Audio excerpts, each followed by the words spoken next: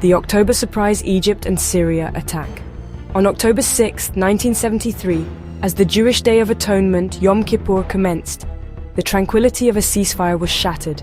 Egypt and Syria, in a well-coordinated surprise attack, struck Israeli positions along the Suez Canal and the Golan Heights. This surprise offensive, planned meticulously under the veil of religious observance, marked the start of the Yom Kippur War. The assault caught Israel off guard, its intelligence apparatus failing to predict the scale and timing of the Arab offensive. Egyptian forces, under the command of Anwar Sadat, stormed across the Suez Canal, breaching the formidable Bar Lev line. This initial success sent shockwaves through Israel, which had grown accustomed to military superiority. Meanwhile, in the north, Syrian troops launched a simultaneous offensive, aiming to recapture the strategic Golan Heights, lost to Israel in the 1967 Six-Day War. The initial days of the war were marked by significant Arab gains. Egypt consolidated its hold on the east bank of the Suez Canal. Syria, too, made headway in the Golan Heights, pushing back Israeli defenses. The swiftness and ferocity of the Arab assault left Israel reeling, its sense of invincibility shaken. This initial phase of the war highlighted the strategic planning and coordination of Egypt and Syria, challenging Israel's military dominance in the region. Turning the tide, the Israeli counteroffensive.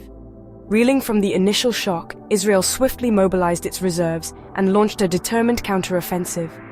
In the Sinai, Israeli forces under the leadership of General Ariel Sharon regrouped and counterattacked.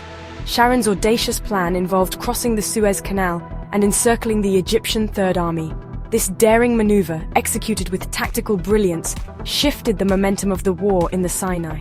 Simultaneously, on the Golan Heights, fierce battles raged as Israeli forces, outnumbered but determined, fought to repel the Syrian advance.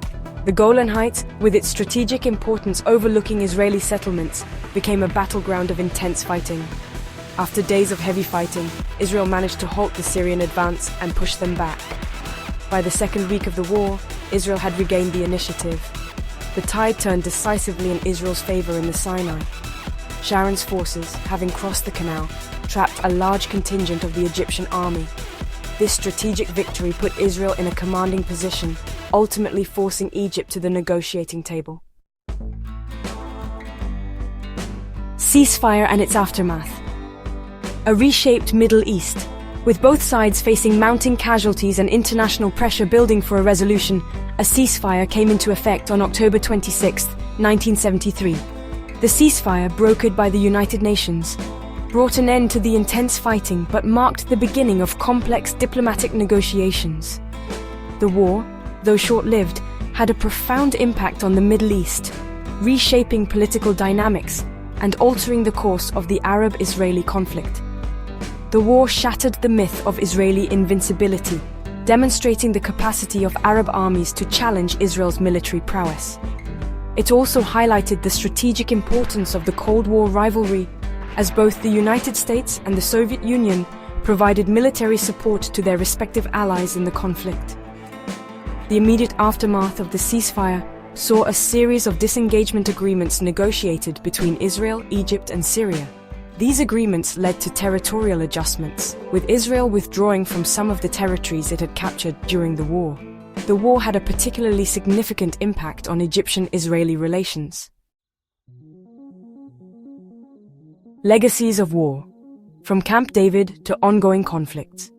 The Yom Kippur War proved to be a turning point in the Arab-Israeli conflict, paving the way for future peace negotiations. Egyptian President Anwar Sadat's decision to engage in negotiations with Israel, a consequence of the war's outcome, ushered in a new era of diplomacy in the region.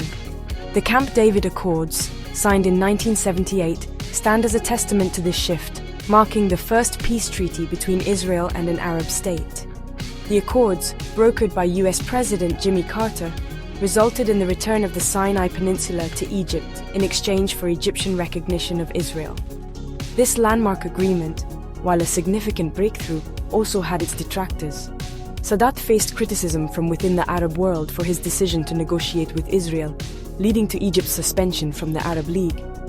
Tragically, Sadat's peace initiative came at a personal cost. He was assassinated in 1981 by Islamic extremists opposed to reconciliation with Israel. This tragic event underscored the fragility of peace in a region riven by deep-seated divisions. While the Camp David Accords brought peace between Egypt and Israel, the broader Arab-Israeli conflict remained unresolved.